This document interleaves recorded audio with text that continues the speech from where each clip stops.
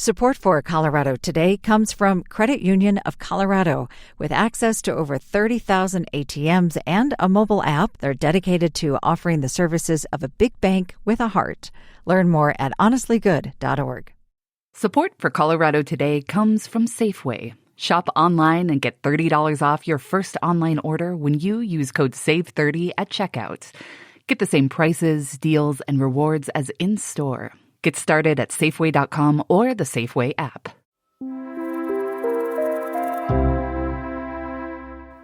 You may notice that the skies look hazy today. Wildfires continue to burn in the western part of the state, and if you're sensitive to smoke and ozone, you may want to stay inside.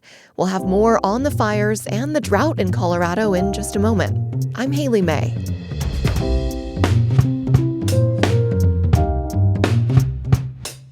Coming up, hundreds of new laws take effect today in Colorado, including... You won't be able to sell pets in parking lots or on roadsides, or, as I actually saw earlier this year, from a wagon at the side of the Golden Goldens Festival.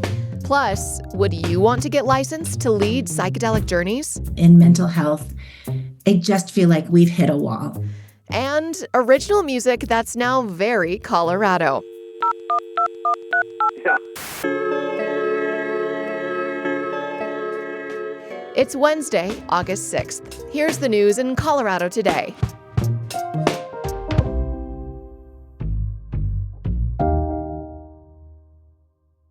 First, more on the dry conditions and wildfires we're seeing. CPR climate editor Tegan Wendland is here. Tegan, it seems like there are an unusually high number of fires in Colorado this summer. Yeah, you're right. This year's already seen nearly twice as many wildfires as last year, actually. So it's not just my imagination. It's not. Those figures were released this week by the National Interagency Fire Center.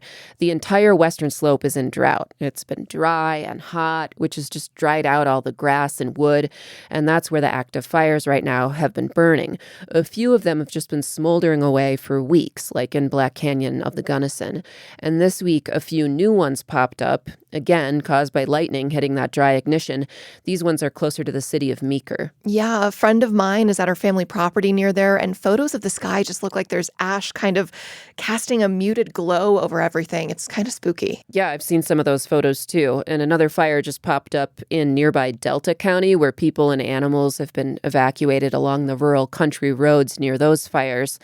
The West Slope has been smoky since the other fires started in July. Now there's these new fires. So the smoke is blowing from Meeker area up towards Steamboat and all the way over to Fort Collins.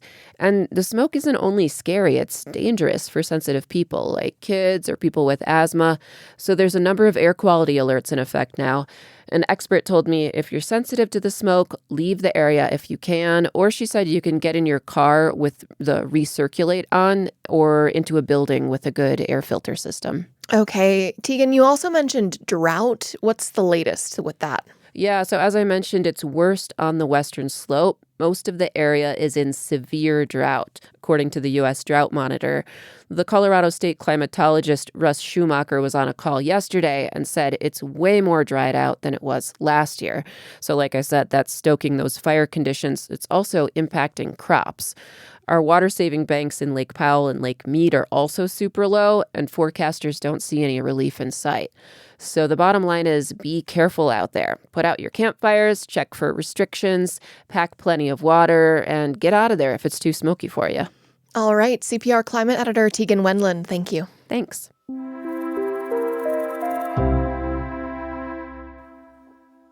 Starting today, you can no longer sell puppies in a public parking lot or on the side of the road. Gas stoves must now come with a warning label, and it should get easier to cancel your auto renewal on subscriptions and the services that you no longer want. These are just a few of the new state laws going on the books this week. CPR's public affairs editor Megan Verlee is here to break some of them down. Hi, Megan. Hey, Haley. Now, there are more than 200 new laws taking effect today in Colorado, and we can't talk about them all, but let's start with this gas stove warning label. What's the deal with that? So there's been a growing concern about gas stoves in recent years and their impact on indoor air quality. Under this new law, soon, if you buy a gas stove in Colorado, it's going to come with a warning label urging consumers to be informed. That label will take you via a URL or a QR code to information about health and air quality impacts of using a gas-fueled stove indoor. And I imagine probably urging people, if they do buy one, to get a stove hood or other form of ventilation. Online retailers will also have to have that content on their websites. Okay, Megan, we know that there's been some discussion in the state about home appliances that burn fossil fuels and their impact on the environment. Was this a motivating factor? Interestingly, not really. The law is not asking people to think about the planetary implications of burning gas in their homes, but instead to focus on their health and the health of their family members, because the science has shown that especially for kids growing up around these stoves, they may exacerbate conditions like asthma. Interesting. Okay. Now, we also mentioned this new ban on pet sales in public spaces. How does that work? This is an interesting one, I think, because I think a lot of us have this mental image of a kid in a supermarket parking lot with a cardboard box of puppies or kittens or something. Well, that is not going to be legal anymore in the state of Colorado. Lawmakers want you to go through more official channels to get your pet, even if it's just answering an online ad or going to Facebook Marketplace. You won't be able to sell pets in parking lots or on roadsides, or, as I actually saw earlier this year, from a wagon at the side of the Golden Goldens Festival. Okay, and what happens if somebody violates these new regulations? Well, theoretically, you could be charged with a misdemeanor. There are some exceptions in the law. Animal rescues that do parking lot adoptions, which is a pretty common thing, they can still hold those events. Livestock can still be sold in public places. Also, hunting dogs, if you happen to be in the market for one of those. And it doesn't prevent local governments from passing their own rules for pet sales and adoptions in public areas. I want to circle back to this new law that's supposed to make it easier to cancel auto-renewing subscriptions. Tell me about that. So the idea is to try to make canceling a service basically as easy as signing up for it. So if you signed up online, the law requires that the company, if it's doing business in Colorado, must have an online way for you to cancel that subscription. And even if you signed up another way, like in person or over the phone, they still have to have a really clear way for you to end your contract. I mean, they can offer discounts and perks and everything to try to keep you with them, but they can't make it too hard for you to cancel. Now, there's also a new law that we've been discussing here before on the podcast about nuclear power. It adds nuclear to the definition of clean energy sources. Right. And that means that nuclear can be part of the mix as the state works toward its 2050 clean energy goals. It also opens the door for potentially public funding of future nuclear projects. And this is an idea that I think gets debated a lot in environmental circles because nuclear does obviously produce extremely toxic waste. It carries public health and environmental risks far above wind and solar if there's, say, a meltdown. But it does not warm the climate, and it's not consistently putting out air pollution. And so I think that's what you're seeing policymakers prioritize with this new designation. Okay, so that's a few of these 200 plus new laws going into effect. But did we leave out any favorites? Well, yeah, Haley, you left out the best law of all, which is that we now have a state mushroom. The mushroom lobby has finally prevailed in Colorado. Truly. It's called the emperor mushroom, I'm going to mangle this, Agaricus julius. It grows up in the state's high-altitude spruce fir forests, and apparently it is prized by chefs for its rich flavor, if they can find it, because I've also heard that it can be pretty elusive. Okay, a noble name for a noble mushroom. Thanks, Megan. Thank you. You can find a link to more information about these new state laws and others in our show notes.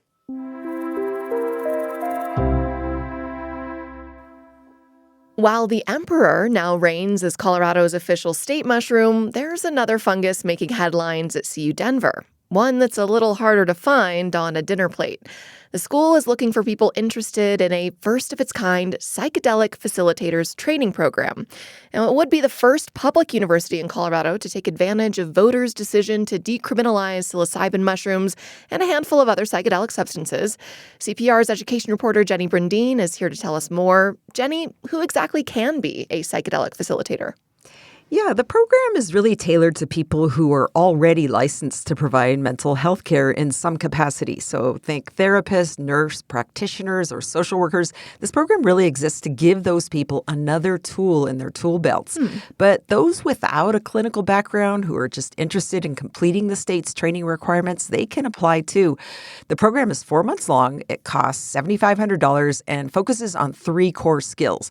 So the first is ethical integrity. Then we have psychedelic experience. So that's the history and neuropsychology of psychedelics. And then embodied presence. Well, the first two sound pretty straightforward, but what exactly is embodied presence? I wondered that too, and I asked Vivian Hsu. She's the Director of Education and Training in the CU Denver Center for Psychedelic Research. So embodied presence is really about making sure that the people are delivering these services understand the vulnerability and the potential that they're holding when they're working with clients. I think that really gets to the core of what this program is about. Folks may have a certain image about what it's like to take psychedelics recreationally, but according to Hsu, the program is about training people to help patients who suffer from diagnoses like substance abuse disorder or PTSD. In mental health, I just feel like we've hit a wall, and this can be a practice and a tool that might allow for us to conceptualize healing and being in a different way that really could help us bring people to a place of more well-being.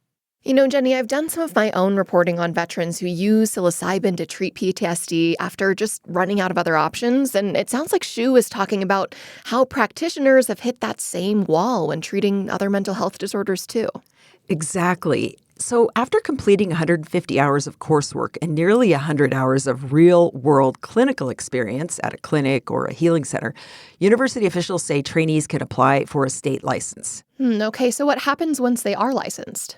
They can legally and ethically guide psychedelic-assisted experiences. That can happen at licensed psilocybin healing centers or mental health clinics. There's less than 20 places offering psychedelic therapies that are currently operating in the state. Like you mentioned, this program isn't exactly cheap. Is there a promise of work in this field after graduation? Yeah, I asked you about that. We don't have a clear sense of specific psychedelic-related jobs available yet, but remember, many of the prospective students are already clinicians. They're just deepening the range of what therapies they can offer. Everything's happening really fast at the same time, so the state is licensing people in training programs, research is progressing, the public is learning about this form of treatment.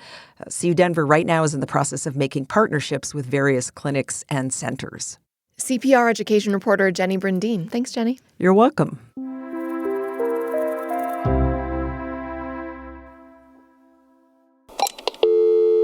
Remember when making a phone call meant actual dial tones? And not just a touchscreen?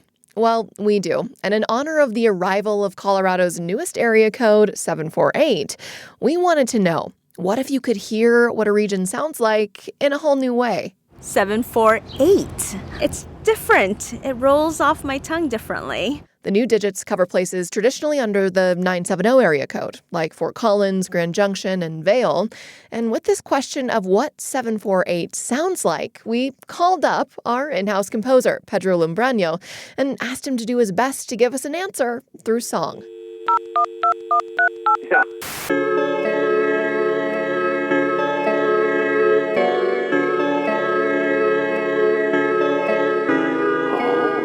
I took a step back and thought of the concept of a phone, and I used that to inspire the music. A fun project for him, and a new way for you to hear and perhaps commit the new area code to memory. You know when you're yelling, your microphone is always.